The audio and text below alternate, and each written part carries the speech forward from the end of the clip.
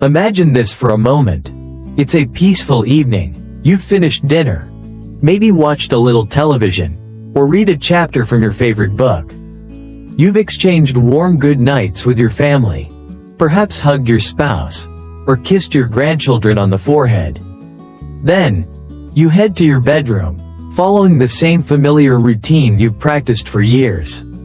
You brush your teeth, adjust the covers just the way you like them, and settle into bed, expecting nothing more than a good night's sleep. Everything feels normal, ordinary, safe. But what if I told you that this ordinary night could silently become your last? I know, that might sound alarming, maybe even a little far-fetched. After all, you feel fine, right? Maybe you walk regularly, you eat reasonably well, you try to stay active. You're not battling any serious illness, at least, none that you know of.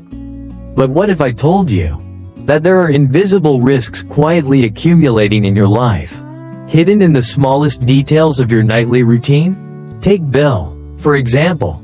Bill was 71 years old. He wasn't sick, wasn't frail, and certainly didn't think of himself as someone at risk. In fact, by most people's standards, Bill was the picture of healthy aging.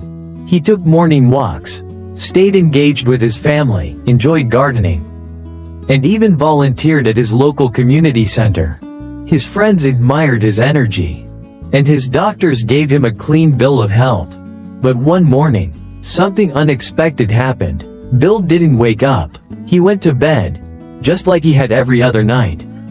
No complaints, no pain, no warning signs. He simply slipped away in his sleep. The shock to his family was devastating. How could this happen to someone who seemed so healthy, so full of life? There was no obvious explanation, no signs of struggle in the night, just stillness, silence. As someone who has spent over 3 decades working with aging adults and studying the complexities of geriatric health, I can tell you, this heartbreaking story isn't as rare as we'd like to think. In fact, it's far more common than most people realize. And while we often search for complicated medical reasons to explain these tragedies, the truth is sometimes much simpler and much more unsettling. The fact is, many seniors unknowingly engage in bedtime habits that, while harmless in earlier years, can become dangerously risky after the age of 70. Our bodies change in ways that aren't always obvious. The resilience we once had begins to fade. The heart, the brain, the nervous system, all of them function differently now. What was once a minor inconvenience in your 40s or 50s can evolve into a silent threat in your 70s. And here's the most troubling part. Most of us have no idea it's happening. You see, aging doesn't send out a memo to let you know when your body's internal systems have shifted. There's no flashing warning light on your dashboard saying, "Hey, it's time to rethink your nightly habits." Instead, we carry on as usual, unaware that small decisions, things we've done for years without thinking, are quietly increasing the risks of heart attacks, strokes, nighttime falls, and even sudden death. Now, if you're thinking, "This doesn't apply to me. I'm still active. I feel fine," you're not alone. That's what most people believe, right up until the moment something goes wrong. And trust me, by the time it does, it's often too late. But here's the good news. With just a little awareness and a few simple adjustments to your nightly routine, you can dramatically reduce those risks. It's not about living in fear or becoming obsessive. It's about being informed and taking proactive steps to protect yourself and those you love. That's why, in today's video from Natural Healing Hub, we're going to dive deep into 4 specific bedtime habits that seniors over 70 need to avoid. Habits that could be silently jeopardizing your health every single night. These aren't just guesses or opinions. They're backed by peer-reviewed studies, clinical insights, and real-life experiences that have shaped my decades-long career in holistic and geriatric health. And let me give you a little hint. The fourth habit we'll talk about is so common. There's a very good chance you're doing it right now, without even realizing it. It's a habit that seems completely harmless, ordinary, even, but its impact on your heart and brain health could be far more serious than you think. So, if you're serious about taking control of your health, ensuring restful nights, and protecting your future well-being, I invite you to stay with me through this entire video. What you'll learn could save your life, or the life of someone you care deeply about. And before we dive in, if you're passionate about living your healthiest, most vibrant life, naturally, without relying on harsh medications or invasive procedures, then you're in the right place. Go ahead and hit that subscribe button and tap the notification bell so you never miss out on any of our future health insights. Here at Natural Healing Hub, we're dedicated to helping you thrive naturally at every stage of life. Now, let's get started. Habit number 1: late night eating, a silent threat to your heart and brain. Let's start with one of the most overlooked, yet potentially dangerous habits. For those of us over 70, eating late at night. Now, you might be thinking, I've been having dinner late my whole life. Sometimes even grabbing a little snack before bed. What's the harm? And believe me, I completely understand. In fact, I used to do the same thing. There's something comforting about ending the day with a little bite, whether it's a warm bowl of soup or a slice of something sweet. But as we get older, our bodies don't respond to these habits the way they once did. You see, after the age of 70, the entire digestive process slows down significantly. This isn't just an observation from experience. It's backed by science. Research from the Mayo Clinic shows that gastric emptying slows by as much as 50% in older adults compared to younger individuals. That means the food we eat lingers longer in the stomach, taking its time to move through the digestive system. Why does this matter? Because when we eat heavy meals close to bedtime, instead of the body transitioning into a state of rest and repair, a time when the brain clears out toxins, cells regenerate, and vital organs recharge, we force it to stay active. It's like trying to repair a car engine while the vehicle is still running at full speed. The body can't do both jobs well at the same time. The result? The restorative power of sleep gets compromised. And worse, we expose ourselves to health risks we might not even realize. Let's talk about those risks. First and foremost is the strain on the heart. When you consume a large, heavy meal, especially foods rich in saturated fats, sodium, or refined carbs, your digestive system requires more blood flow to manage the workload. This, in turn, increases your heart rate and elevates your blood pressure at precisely the time when both should be slowing down. Harvard Health has pointed out that a natural dip in heart rate and blood pressure during sleep is essential for cardiovascular health. If that dip doesn't happen, because your body is still hard at work digesting, the heart remains under unnecessary stress. And over time, this chronic strain can raise the risk of serious events like heart attacks or strokes. Then there's the issue of acid reflux, which is much more common than people realize. I've seen it countless times in my practice. After a late meal, you lie down, thinking you're ready for sleep. But as gravity no longer holds your stomach contents in place, acid can creep up into your esophagus, causing burning chest pain, or that bitter taste in the back of your throat. It might seem like just heartburn at first, but it can escalate. In some cases, the acid can be aspirated, breathed in, during sleep, leading to aspiration pneumonia. This is a serious condition that can result in hospitalization, or worse. I've personally treated patients who ended up with severe respiratory complications because of something as simple as a late-night sandwich, followed by lying flat in bed. Blood sugar imbalances are another major concern. If you're like many older adults, You may already be managing pre-diabetes or diabetes, even if you don't realize it yet. Studies from the Cleveland Clinic have shown that late-night eating, particularly meals high in refined carbohydrates or sugars, can cause significant glucose spikes during the night, and these erratic blood sugar levels don't just interfere with sleep. They contribute to long-term inflammation and increase your risk for cardiovascular disease and stroke. I always tell my patients, just because you can't feel these spikes doesn't mean they aren't silently causing damage. I remember one of my patients, Helen, a retired schoolteacher. She was 76, sharp as a tack, and full of life. Every evening, Helen and her husband enjoyed a late dinner together. It was their quiet time to reconnect after a long day. They loved it, but one night, shortly after lying down, Helen experienced severe chest pain. Fearing the worst, her husband rushed her to the emergency room. Thankfully, it wasn't a heart attack, but it was a serious case of acid reflux.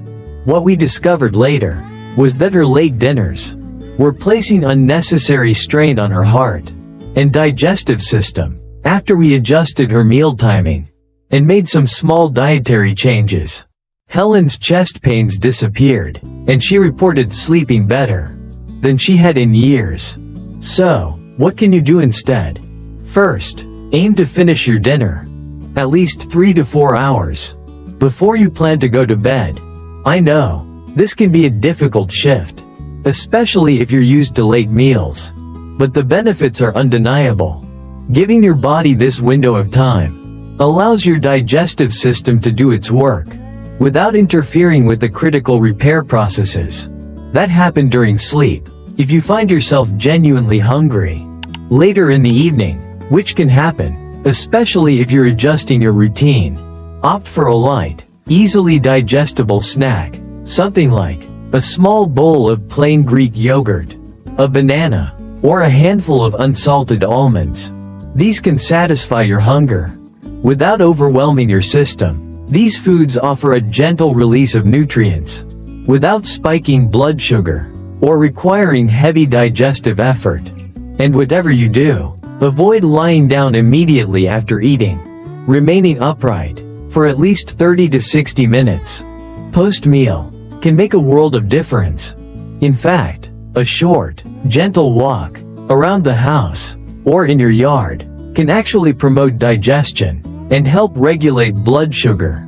I often recommend this to my patients, and many of them have told me how such a simple habit transformed their evenings. Late-night eating might seem harmless, comforting, even, but after 70, it becomes a hidden risk that's simply not worth taking. By making a few mindful changes, you can protect your heart, your brain, and your overall health, and give your body the restorative sleep it truly needs. And trust me, your future self will thank you. Habit number 2. Drinking too much before bed, a fall waiting to happen. Now, let's move on to a bedtime habit that might seem harmless, maybe even healthy, but it can quietly set off a dangerous chain reaction after age 70. And that's drinking too much liquid before going to bed. I know, it sounds counterintuitive. We're often told to stay hydrated. And yes, hydration is essential, especially as we get older. But what many people don't realize is this: the timing and the amount of your fluid intake can have a major impact on your safety and your overall health during the night. Let me paint you a picture. It's the middle of the night, maybe 1 or 2 a.m. You've been fast asleep, but suddenly, you feel the strong, uncomfortable urge to get up and go to the bathroom. Your bladder is demanding attention. So, you throw back the covers. You swing your legs out of bed.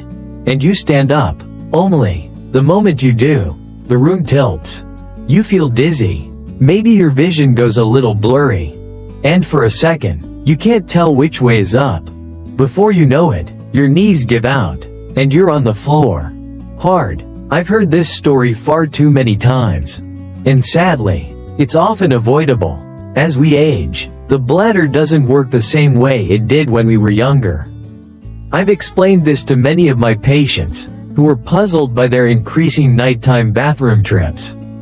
The truth is, the bladder's capacity shrinks over time. Not only does it hold less, but the signals telling you it's time to empty come faster and feel more urgent. That means you can't hold it the way you might have in the past. And then there's something called nocturnal polyuria. It's a fancy medical term, but it simply means your kidneys start producing more urine at night. In fact, WebMD points out that about 60% of people over 70 deal with frequent nighttime urination. That's a lot of seniors being dragged out of restful sleep multiple times a night. Now, waking up in the middle of the night isn't just a minor inconvenience. It's often the start of a dangerous chain reaction. First, there's the risk of falls. Let me give you an example. When you're lying down for a long time, and then suddenly stand up, your blood pressure can drop rapidly. We call this orthostatic hypotension. And it's a big deal. That sudden drop can make you feel faint, lightheaded, or even completely disoriented. Now, imagine that happening in a dark room, while you're half asleep, trying to navigate your way to the bathroom. Falls are the leading cause of both fatal and non-fatal injuries among seniors, according to the CDC. And it's often not the fall itself that's the biggest problem. It's the recovery. A fractured hip, a broken wrist, a head injury. These can all happen in the blink of an eye. And it can take months, sometimes years, to fully recover. If ever. I'll never forget John, one of my patients. He was 78, a widower who took great pride in staying healthy. He drank plenty of water every day, always had. But what he didn't realize was this: downing 2 large glasses of water before bedtime was putting him at risk. One night, he woke up urgently needing the bathroom. In his rush, he stood up too fast and fell. He broke his hip, and while he was lucky to survive the fall, the months of physical therapy and recovery were grueling. He told me later that he wished someone had explained the risks sooner. That experience was an eye-opener for him, and for me as well, because I realized how often we overlook something as simple as nighttime hydration. But that's not the only problem. Frequent bathroom trips interrupt your sleep cycles, which has more serious consequences than just feeling tired the next day. Poor sleep, especially fragmented sleep, takes a toll on your brain health. Chronic sleep deprivation has been strongly linked to cognitive decline, memory loss, and even dementia. According to the Alzheimer's Association, your brain needs uninterrupted sleep to clear out the waste products that build up during the day. Without that deep rest, those harmful substances, like beta-amyloid plaques, can accumulate and increase your risk of developing Alzheimer's disease. So, what should you do instead?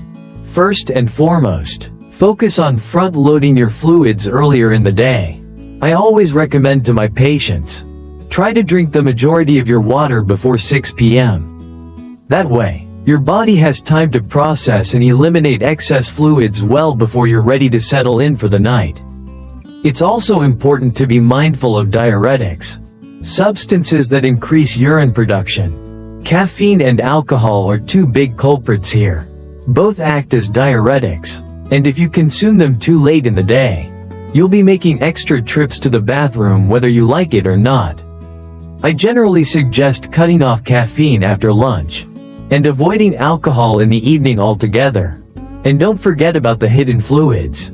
Soups, juicy fruits like watermelon, and even certain medications can sneak extra liquids into your system without you realizing it. I once had a patient who was baffled by her frequent nighttime urination. After reviewing her evening routine, we discovered she was enjoying a big bowl of soup with dinner and snacking on fruit before bed. Once we made some small changes, like reducing her soup portion and moving fruit earlier in the day, her sleep improved almost immediately. Of course, there will be times when you feel thirsty at night, and that's okay. If you need to drink something, keep it to small sips, A few ounces of water should be enough to quench your thirst, without overloading your bladder. Lastly, if you do find yourself getting up in the night, make it as safe as possible. Install night lights along the path from your bed to the bathroom. You'd be surprised how much difference this makes. A well-lit path reduces the risk of tripping or bumping into obstacles, and it gives you a better sense of balance. I even recommend motion sensor lights for some people, so they don't have to fumble for switches in the dark. Drinking water is essential, but timing is everything. By managing when and how much you drink, you can protect your sleep, reduce your fall risk, and safeguard both your body and your brain. And believe me, I completely understand. In fact, I used to do the same thing. There's something comforting about ending the day with a little bite, whether it's a warm bowl of soup or a slice of something sweet. But as we get older, our bodies don't respond to these habits the way they once did. You see, after the age of 70, the entire digestive process slows down significantly. This isn't just an observation from experience. It's backed by science. Research from the Mayo Clinic shows that gastric emptying slows by as much as 50% in older adults, compared to younger individuals. That means the food we eat lingers longer in the stomach, taking its time to move through the digestive system. Why does this matter? Because when we eat heavy meals close to bedtime, instead of the body transitioning into a state of rest and repair, a time when the brain clears out toxins, cells regenerate, and vital organs recharge, we force it to stay active. It's like trying to repair a car engine while the vehicle is still running at full speed. The body can't do both jobs well at the same time. The result? The restorative power of sleep gets compromised. And worse, we expose ourselves to health risks we might not even realize. Let's talk about those risks. First and foremost is the strain on the heart. When you consume a large, heavy meal, especially foods rich in saturated fats, sodium, or refined carbs, your digestive system requires more blood flow to manage the workload. This, in turn, increases your heart rate and elevates your blood pressure at precisely the time when both should be slowing down. Harvard Health has pointed out that a natural dip in heart rate and blood pressure during sleep is essential for cardiovascular health. If that dip doesn't happen, because your body is still hard at work digesting, the heart remains under unnecessary stress.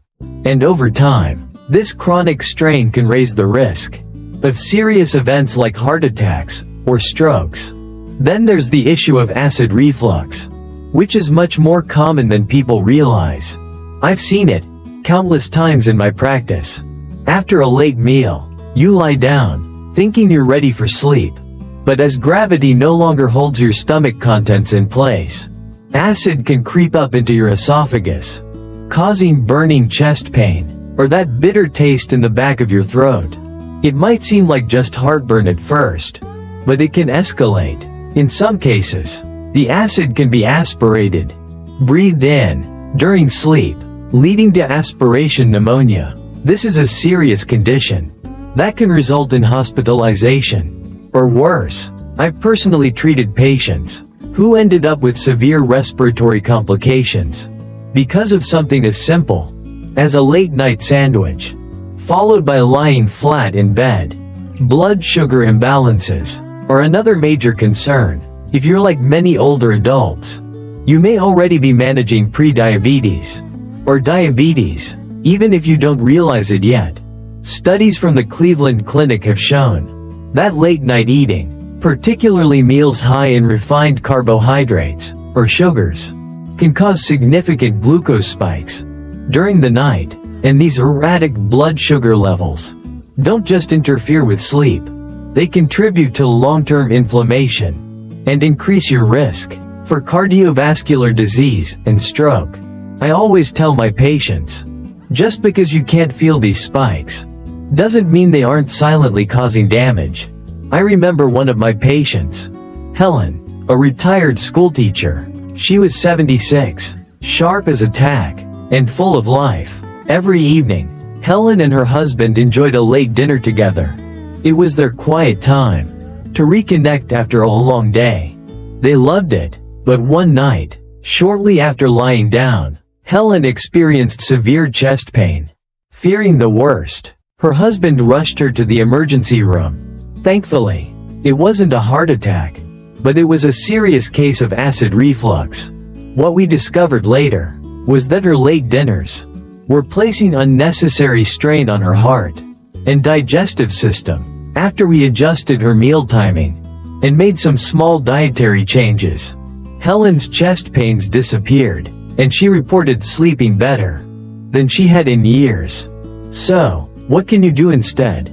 First, aim to finish your dinner at least 3 to 4 hours before you plan to go to bed. I know, this can be a difficult shift, especially if you're used to late meals, but the benefits are undeniable. Giving your body this window of time allows your digestive system to do its work without interfering with the critical repair processes that happen during sleep.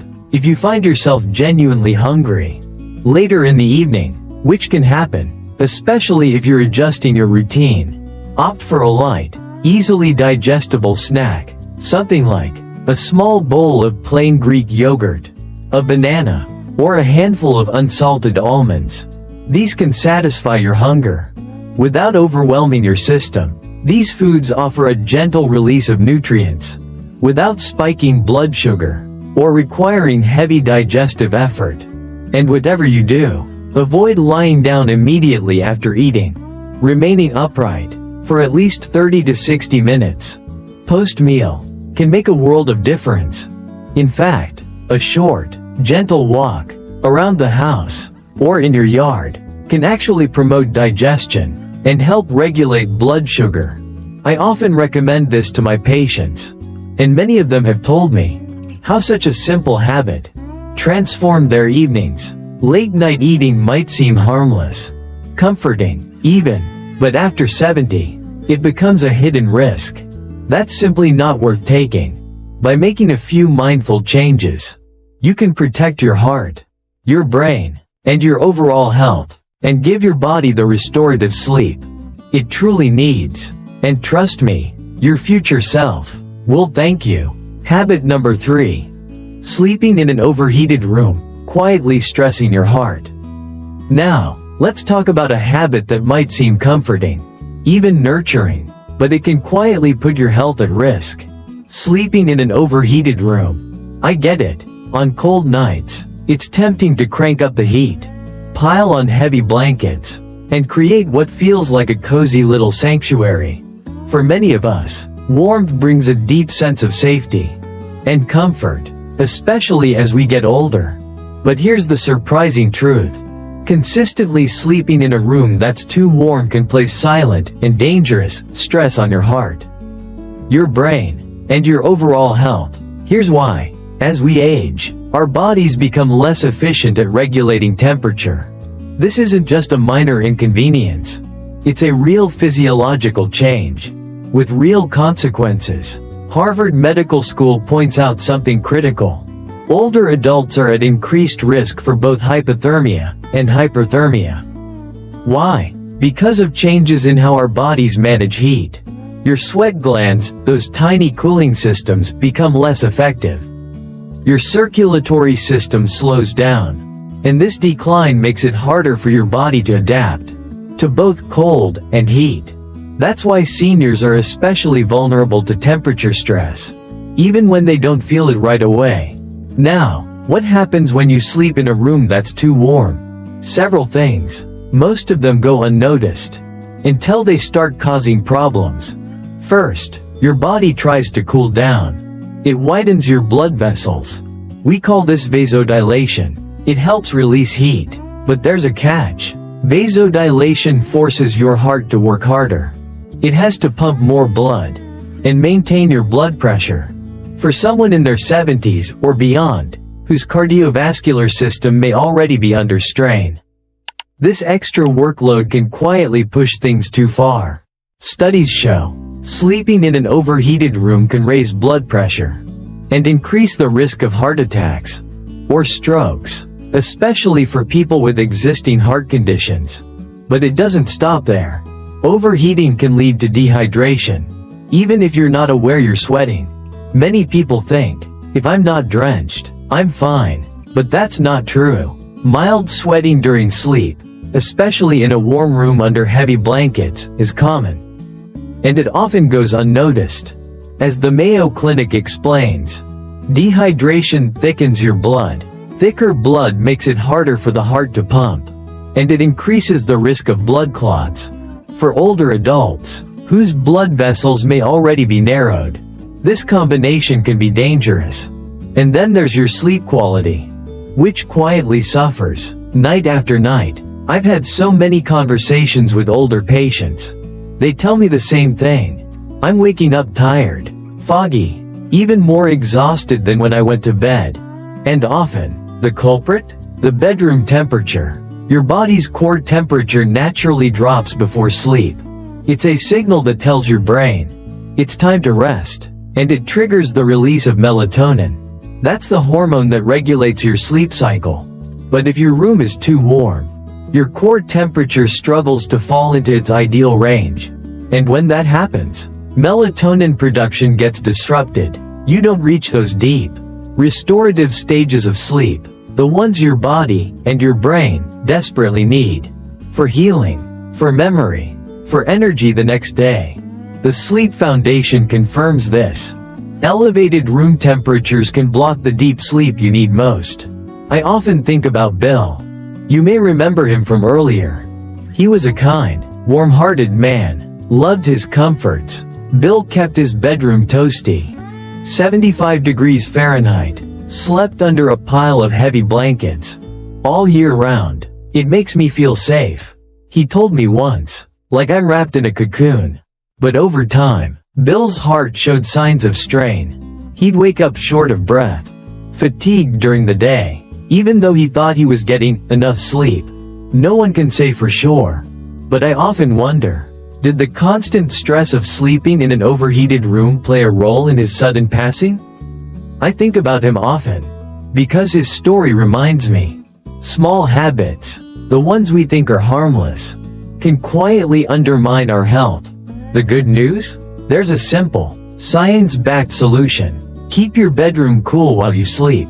Most experts, including the Sleep Foundation, recommend set your thermostat between 60 and 67 degrees Fahrenheit. That's about 15 to 19 degrees Celsius. I know, that might sound chilly, especially if you're used to warmer settings. But it's not about feeling cold. It's about creating the right environment for your body to rest. A cooler room supports your heart, improves your sleep quality, and even helps your brain function better. And here's the thing, you don't have to change everything overnight. Start gradually. Lower your thermostat 1 or 2 degrees each week. Give your body time to adjust. And instead of piling on heavy blankets, try light, breathable layers. Natural fibers like cotton or bamboo are perfect. They wick away moisture and let air circulate, much better than heavy synthetic materials. This way, you stay comfortable, without overheating. Another simple tip? Ventilation. If possible, crack open a window, let fresh air in, or use a quiet fan to keep the air moving. Good ventilation not only cools the room, it improves air quality, and makes breathing easier during sleep. And here's something most people never think about. Warm yourself, without warming the whole room. Wear warm socks to bed. Yes, socks. Studies show that warming your feet promotes vasodilation. That helps lower your core temperature, and signals to your brain that it's time for sleep. Or, use a heating pad at the foot of your bed. Keep your toes cozy, without raising the room temperature. In the end, adjusting your sleeping environment might feel like a small change, but it can lead to huge improvements in your health. By respecting your body's need for a cooler space, you protect your heart, improve your sleep, and wake up feeling truly rested and refreshed. Small changes today can make a big difference tomorrow. And it all starts with something as simple as the temperature of your room. Habit number 4. Getting out of bed too quickly, a hidden danger in the dark. Let's take a closer look at something surprisingly common, but surprisingly dangerous, that happens to many people as they age: standing up too quickly. It might seem like an everyday action, something so routine, you hardly think about it. But for older adults, this simple motion can set off a cascade of problems that, if not addressed, can have life-changing consequences. You see, when you stand up from a sitting or lying position, gravity immediately pulls blood down into your legs and lower body. In a young, healthy person, the body reacts in a split second. The blood vessels constrict, the heart rate increases just enough to pump more blood upward, and your blood pressure stays stable. You probably don't even notice it happening. But as we age, this response slows down. The nervous system isn't quite as quick to tighten those blood vessels, and the heart might not react as efficiently. The result? A condition called orthostatic hypotension, which is basically a sudden drop in blood pressure when you stand. According to the Cleveland Clinic, up to 20% of people over the age of 65 deal with this on a regular basis. That's 1 in 5 older adults, who might experience dizziness, lightheadedness, blurred vision, or even fainting every time they stand up. And while a little dizziness might not seem like a big deal, the consequences can be serious. Imagine this. You wake up in the middle of the night, and need to use the bathroom. You sit up, maybe still half asleep, and then stand. All of a sudden, your blood pressure plummets. Your head spins, your knees buckle, and before you know it, you're on the ground. This scenario plays out far more often than most people realize. And unfortunately, falls are the leading cause of fatal and non-fatal injuries among seniors. The Centers for Disease Control and Prevention, CDC, reports that 1 in 5 falls causes a serious injury, like a broken bone, head trauma, or worse.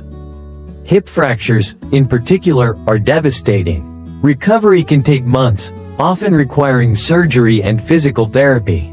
Some seniors never regain their previous level of mobility. In fact, many who experience a serious fall lose the ability to live independently.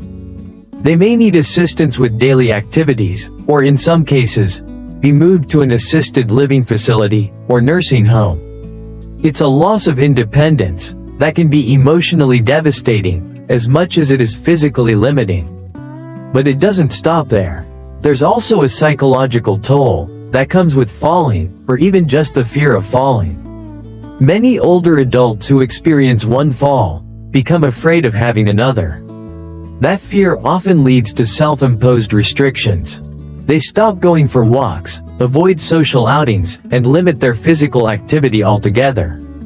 While this might seem like a reasonable precaution, it's actually counterproductive. Reduced movement leads to muscle weakness, particularly in the legs and core. And that weakness further increases the risk of falling. It's a vicious cycle that can slowly erode both physical health and emotional well-being. So, what can be done about it? Thankfully, there are several simple, practical steps you can take to minimize your risk and keep yourself safe. First and foremost, pause before you rise. I can't stress this enough. When you wake up, whether in the morning or during the night, don't jump out of bed. Take a moment. Sit on the edge of the bed for at least 30 to 60 seconds. Take a few deep breaths, allowing your blood pressure time to stabilize. During this brief pause, you can also gently move your ankles and feet. Flexing and rotating them helps stimulate blood flow and primes your muscles for movement. It's a small thing, but it can make a huge difference. If you've been sitting for a long period, the same principle applies. Whether you've been reading, watching TV, or sitting at the dinner table, take a moment before standing. Shift your weight, stretch your legs a bit, and give your body a chance to adjust. For those who experience frequent dizziness, using assistive devices like a cane or walker can be life-changing. Some people feel self-conscious about using a mobility aid, but I always remind my patients, a cane is better than a fall. These tools offer stability and confidence, especially at night, when visibility is lower and balance can be even more challenging. Speaking of nighttime safety, it's important to keep essential items within easy reach. If you need glasses, water, or medications during the night, keep them on a nightstand or nearby table. The last thing you want is to be stretching, bending, or fumbling in the dark. And speaking of the dark, make sure your path is well lit. Night lights in the bedroom, hallway, and bathroom can make a world of difference. For those struggling with consistent blood pressure drops, compression stockings can be helpful. These are snug, elastic garments that apply gentle pressure to the legs, helping to prevent blood from pooling there. By improving circulation, they can reduce the frequency and severity of orthostatic hypotension episodes. The Mayo Clinic recommends these for many patients dealing with blood pressure instability, particularly when combined with other lifestyle changes. In addition to these physical strategies, staying hydrated is key. Dehydration can make orthostatic hypotension worse, so make sure you're drinking enough water throughout the day. Just remember to cut back in the evening, to avoid nighttime trips to the bathroom, as we discussed earlier. Some people also benefit from adding a little extra salt to their diet, if approved by their healthcare provider, as sodium helps maintain blood volume and pressure. Finally, if you're experiencing frequent or severe dizziness upon standing, talk to your doctor. There are medications that can help regulate blood pressure, and sometimes an adjustment to existing medications is all that's needed. Certain blood pressure meds, for example, can exacerbate orthostatic hypotension. In the end, the goal is to protect yourself without limiting your life. Small, mindful actions, like pausing before standing, moving your feet, and using assistive devices when necessary, can make a significant difference in maintaining your independence and quality of life. Remember, it's not about avoiding movement out of fear, but about moving smarter and safer. Taking control of your body's response to standing up is a powerful step toward a healthier, more active life. Conclusion. And there you have it. If you've stayed with me through this entire video, I want to take a moment to acknowledge you. You're not just watching passively, you're investing in your health, your future, and your quality of life. That's something to be proud of. Many people talk about wanting to feel better, wanting to live longer, but far fewer take the time to understand the why behind their habits or make real changes. But you've already taken the first and most important step, awareness. Now, let's take a minute to reflect on what we've covered today. Each of these small adjustments we've talked about may seem simple on their own, but together, they create a powerful foundation for healthier aging. These aren't just random tips, they're time-tested strategies, backed by both traditional healing practices and modern scientific research. We started by talking about the importance of timing your meals. Finishing your last meal a few hours before bedtime gives your body a chance to rest and repair, instead of focusing on digestion. It's such a simple thing, eating earlier, eating lighter, but it can reduce nighttime discomfort, improve your sleep quality, and even support heart health. I've seen this small shift transform people's nights from restless and uncomfortable to peaceful and restorative. Then, we discussed hydration. We all know water is essential, but what we often overlook is the how and when. Hydrating wisely, spacing your fluid intake throughout the day, and avoiding excessive drinking right before bed can make a big difference.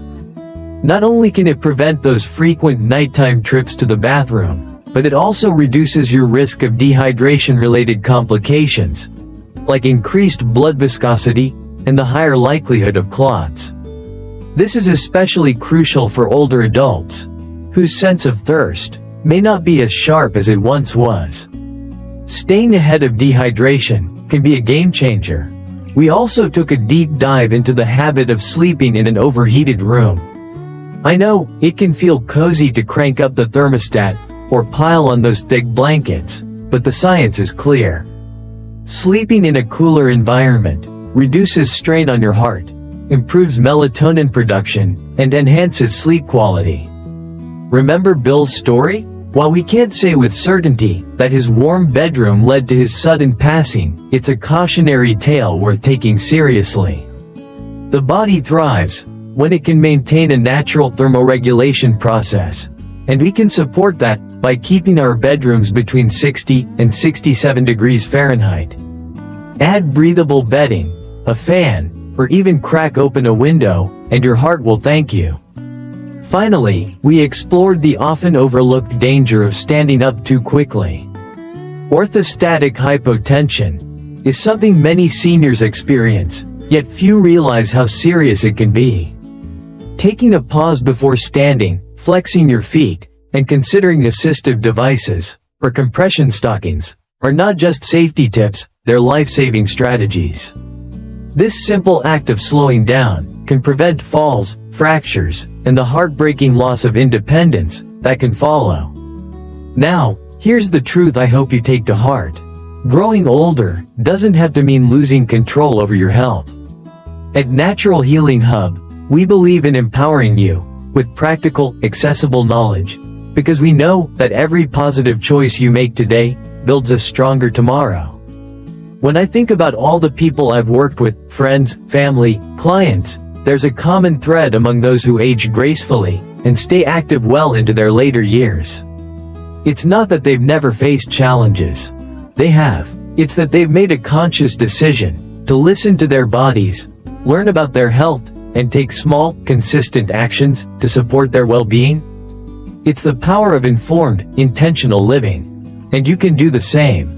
If Bill's story taught us anything, it's that waiting until tomorrow isn't always an option. None of us are guaranteed another sunrise. But what we do have is this moment right now. You have the chance to take control of your nighttime routine, to be mindful of how your habits affect your body, and to set yourself up for not just a longer life, but a life full of vitality, clarity, and joy. So, as we wrap up, I want to leave you with a few key takeaways. First, never underestimate the power of small changes. Whether it's adjusting your bedtime, lowering your room temperature, or simply taking an extra moment before standing up, these are the decisions that add up. Over time, they can mean the difference between thriving and merely surviving. Second, be proactive. Don't wait for symptoms to appear before making changes.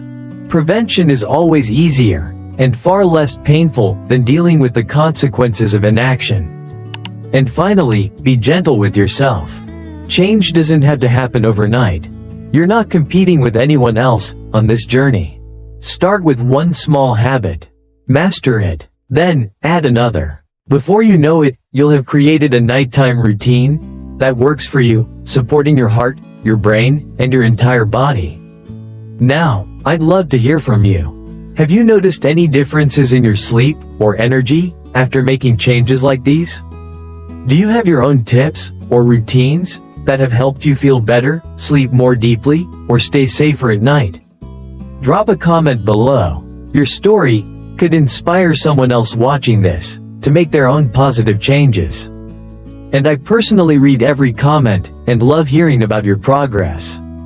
If you found this video helpful, it would mean the world if you gave it a thumbs up. It's a simple gesture, but it helps more people find our content.